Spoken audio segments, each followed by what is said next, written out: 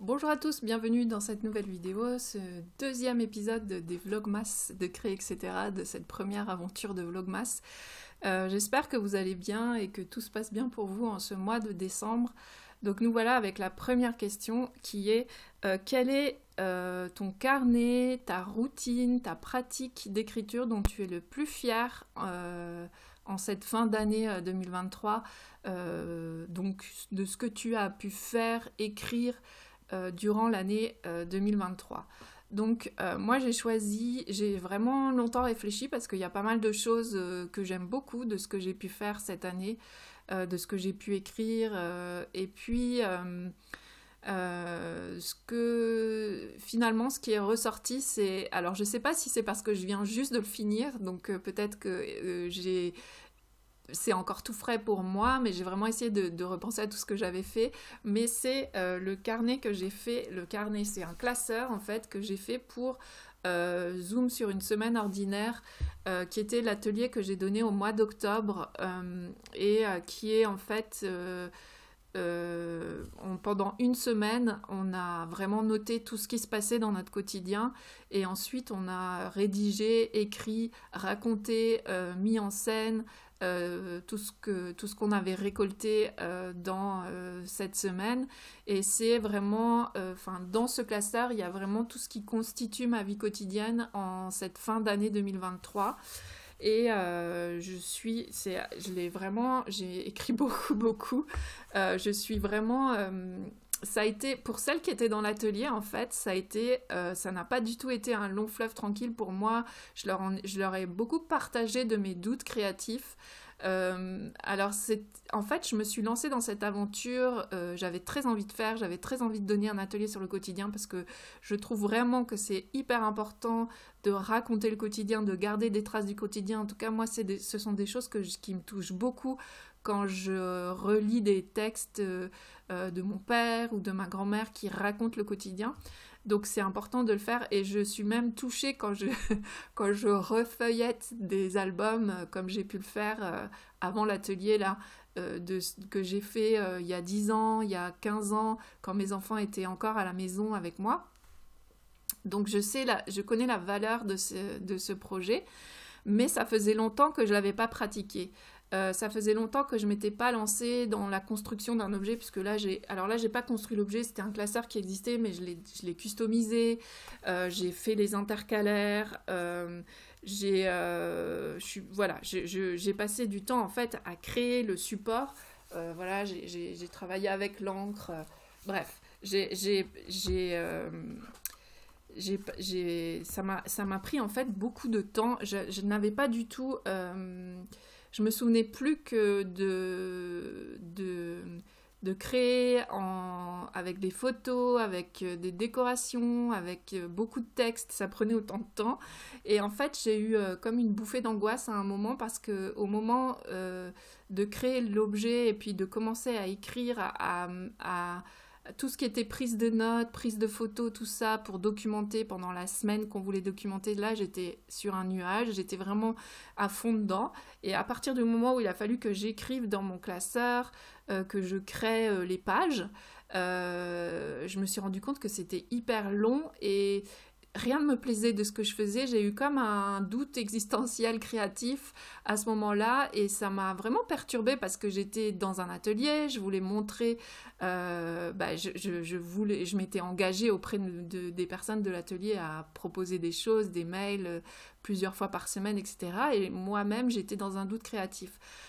Donc, j'ai partagé ça avec mes clientes puisque moi je suis transparente et je vis toujours, je fais jamais les choses très en avance parce que je veux vivre les choses en même temps que les personnes de l'atelier. Bref, tout ça pour dire que ça n'a pas été un long fleuve tranquille et qu'au final, je pense que je me suis lancée dans vraiment quelque chose de très très exhaustif, ce qui fait que c'est un classeur que j'adore maintenant parce qu'il y a vraiment beaucoup de photos, il y a vraiment beaucoup de textes. Vous voyez, j'ai vraiment écrit beaucoup beaucoup à chaque fois.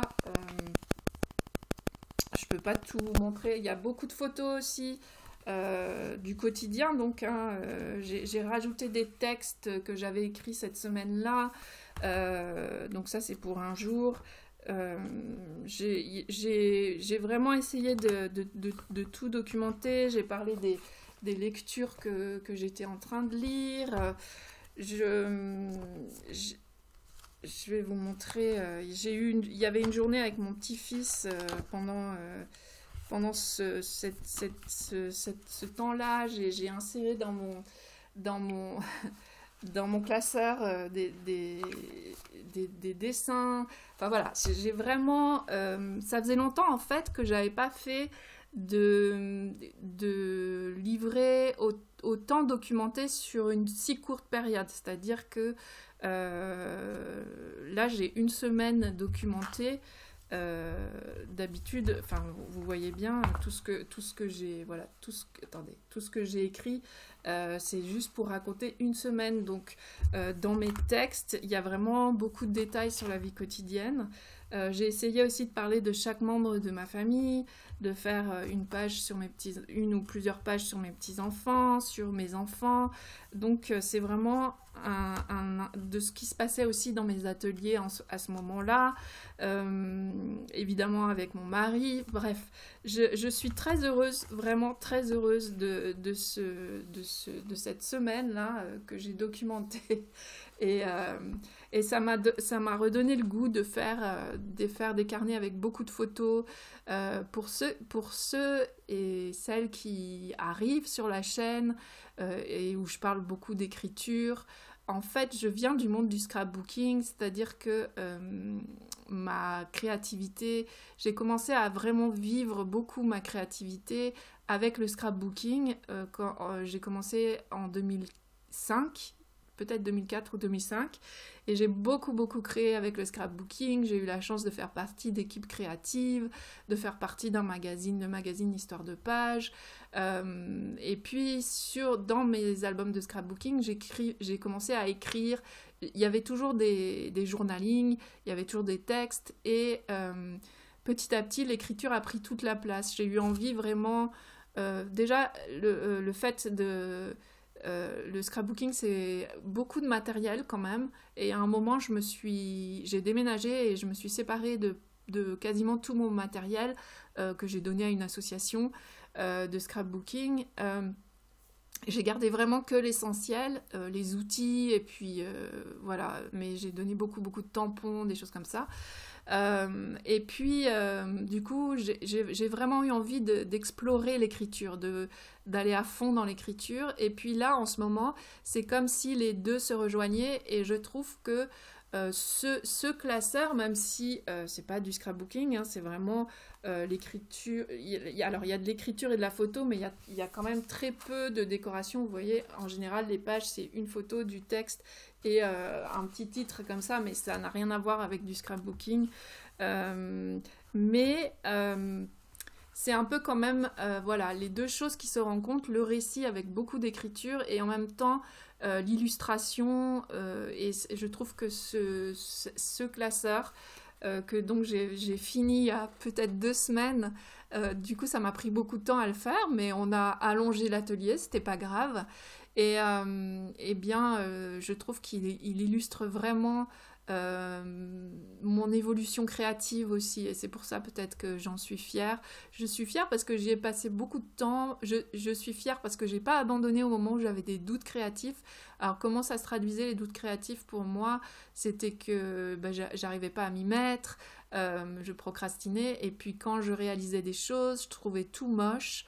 J'ai refait plusieurs fois des choses et j'arrivais pas à me dire c'est pas très grave, ça c'est pas le plus important c'est de raconter tout ça. J'étais comme bloquée, voilà, ça arrive. Et puis il y a un moment je me suis dit ok, maintenant faut arrête de tergiverser et vas-y. Et je pense qu'on a toujours des périodes comme ça où on est plus dans un doute créatif et que tout nous paraît moche ce qu'on fait. Et c'est important de partager ça, d'en parler, parce que je pense que ça arrive à tout le monde, même aux plus grands.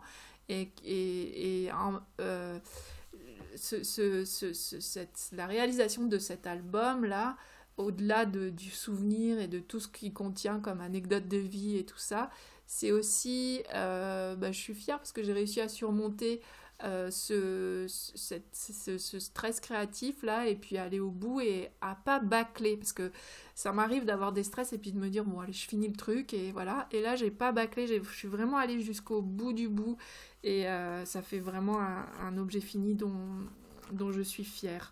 Voilà, j'ai exploré plein de petites techniques comme ça avec des pochettes en calque en plus de l'écriture, mais vous voyez qu'il y a quand même beaucoup d'écriture. Voilà, donc c'était ce qui me rendait fière en ce moment avec mon écriture, le projet le plus abouti, donc qui n'est pas une routine d'écriture puisque c'était quelque chose d'éphémère, hein, ça m'a pris 1 mois et demi pour le créer, c'était un projet, voilà, il y a eu un début, une fin, c'était pas une routine d'écriture, mais je suis vraiment fière d'avoir réalisé ça cette année.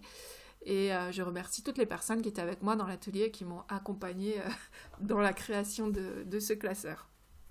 Voilà pour aujourd'hui. Donc n'hésitez pas dans les commentaires à me dire quelle est la routine d'écriture ou la création d'écriture qui vous a rendu, ou d'autres choses hein, qui vous a rendu le plus fier cette année, dont vous êtes le plus fier. Et puis, en attendant de lire vos commentaires, je vous souhaite une bonne journée, soirée, selon le moment auquel vous regardez cette vidéo. Et je vous dis à demain pour le 3e jour de nos Vlogmas. Salut!